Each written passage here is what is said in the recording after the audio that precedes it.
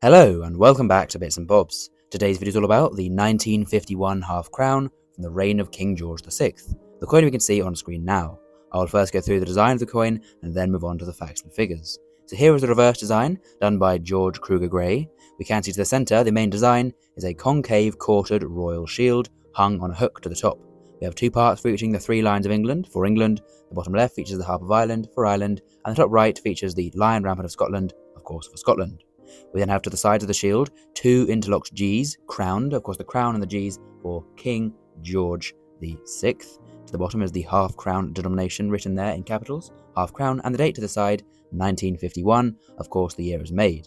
To the top we can see there the Latin motto Fid Def, meaning defender of the faith, referring to King George VI, who defends the Christian faith as part of his roles as king. Here we have him to the obverse here, or his portrait at least, done by Humphrey Paget, the only portrait of King George VI used on British coins, and we can see the initials there, HP, for Humphrey Paget below his bust. He faces left and is uncrowned.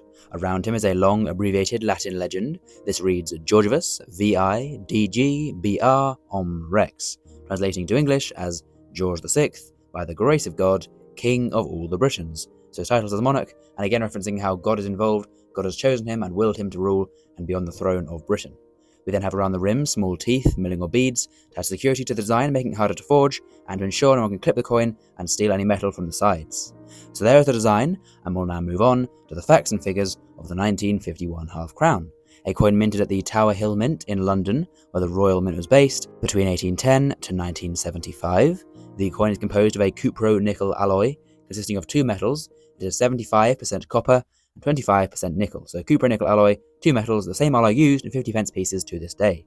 The weight of the half crown was set in 1816 and remained unchanged ever since at 14.14 grams. And the diameter, set the same year and again unchanged, was set to 32mm. So a fairly large coin. The mintage of this year of coin is 9,003,520. So a fairly high mintage there, with almost 10 million being produced that year, so by no means a rare date of half crown, a common date for sure. The half crown coin is of course worth 30p. Back in the day this was 2 shillings and 6p, so 2.5 shillings, which was 1/8 of a pound sterling, so there'd be 8 of these coins to every pound. And back in 1951, a half crown was equal to £4.84 today. So back then a half crown was the equivalent of a £5 note today, for comparison of the buying power. And the coin was demonetised in 1969, ready for decimalisation, happening a few years later in 1971.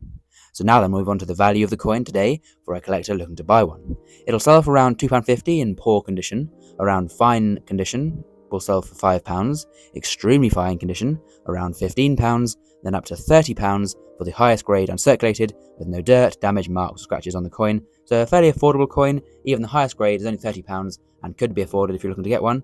And of course, please comment down below if you already have a 1951 half crown in your collection. So there we go. Please of course do subscribe to the channel if you've enjoyed and learned something new. And of course as well, thank you for watching to the end. I hope to see you again soon for some more coins in the future on Bits and Bobs.